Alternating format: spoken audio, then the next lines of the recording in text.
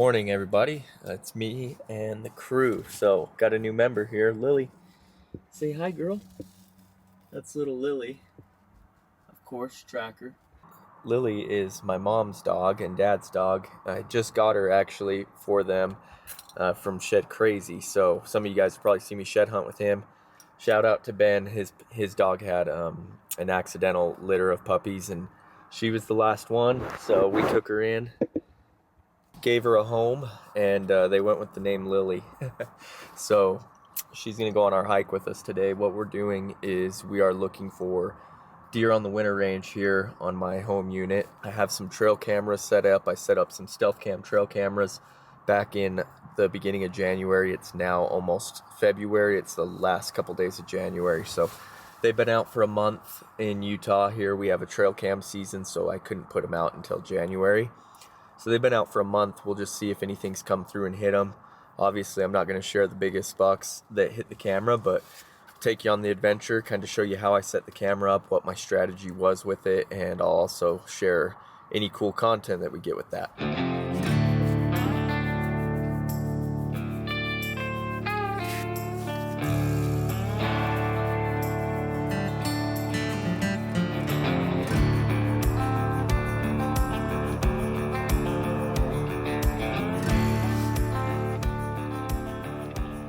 The best strategy I found for this time of year is typically the deer are in areas that you can see from a road.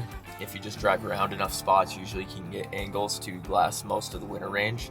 So what I typically do if I'm going to go on a hike is I sit back from a distance, glass that morning or whatever time of day it is, and find where the deer are.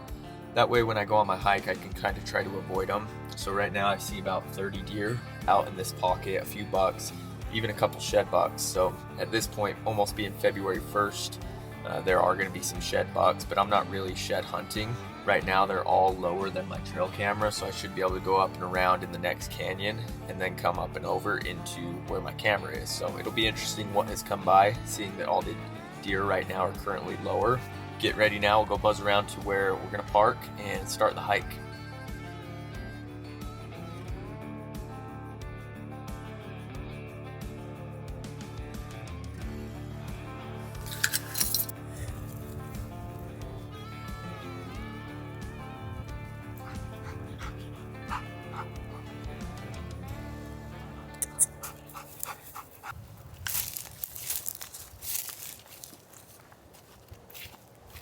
One thing I want to mention as we go into this hike is Scout to Hunt Maps has a bunch of cool new features. It's built for shed hunters, so Scout to Hunt has all the same generic options that any digital maps have as far as hunting goes, but it's built for shed hunters. There's a bunch of cool features that you can utilize in the Scout to Hunt map. So as we're going into shed season in the spring, maybe check them out. One thing that's really nice is you can create shed hunt folders and save every single one of your hikes and shed hunts and all the information you gather, whether that's a left side, right side, your average elevation that you're finding sheds.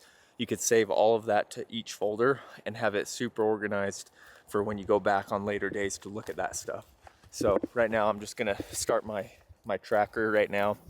I'm probably not gonna save this as a shed log because I'm not really shed hunting, but just to see how far I hike, and if I do pick any antlers up, I could mark them along the way.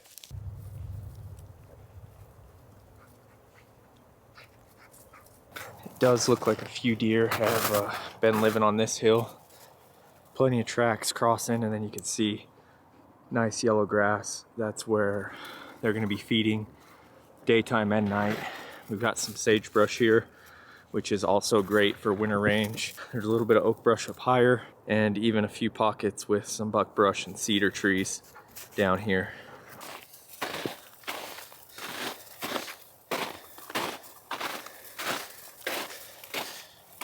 Getting to trail camera number one. We'll have to do a separate hike to get to the other cameras, but for this hike there's just this one camera.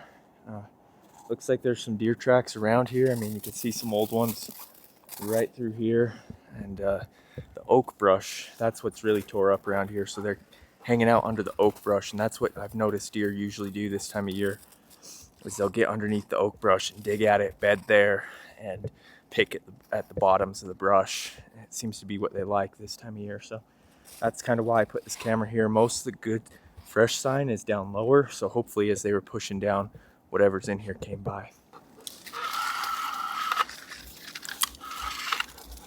Pull that through, pop her open. It says memory card full, so could be good, could be bad. When I check my cameras, I just use one of these little dongles, whatever you want to call them. Got it on Amazon. They're like 20 bucks, I think, if I remember right. Not bad. They just plug into your phone right there, and your photos will pop up in your photo gallery. So let's sit down and check it out, see what we got here. Looks like I have 420 items, so I probably can't go through all of them with you, but I'll pull some of the best clips and overlay them here for you. But I do want you guys to know you can use code CHAG and save 20% on your Stealthcam purchase. Anything Stealthcam. If you do want to purchase a cellular camera, you can use code CHAG10, and you'll get 10% off. So pretty cool. I'm excited to work with them this year. Scouting and trail cameras is a big part of my yearly routine. I'll share more of that with you guys this year, but if you're looking to up your trail camera game and bump up your arsenal, use code CHAG, you're going to save 20%.